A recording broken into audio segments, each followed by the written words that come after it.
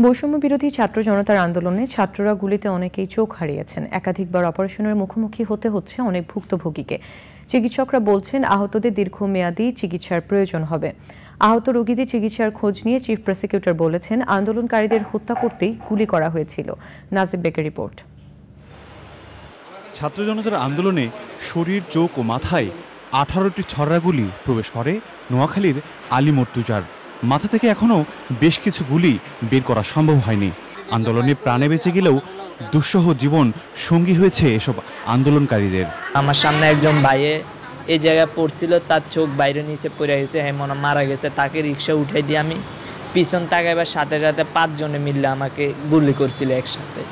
মানে 5 জনের সামনে পড়ে গেছে আমি। যে চোখে একটু দেখতো ওই চোখে আপনার ছায়া বুঝবে, এখনো কোনো দৃষ্টিশক্তি বুঝতেছেন আপনি কি ছেলে না মেয়ে, ও এখন এটা বুঝে না।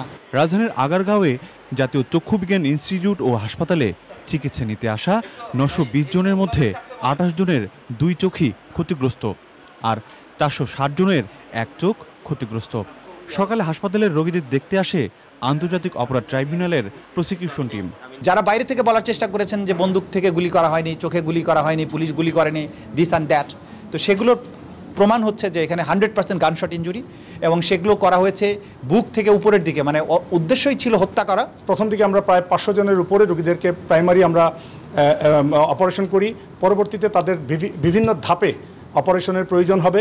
এখন আমরা সেকেন্ড ফেজের অপারেশন করছি, এবং এই মুহূর্তে প্রায় লাস্ট 15 ডেজ আমরা প্রায় 160 রোগীদের অপারেশন করেছি।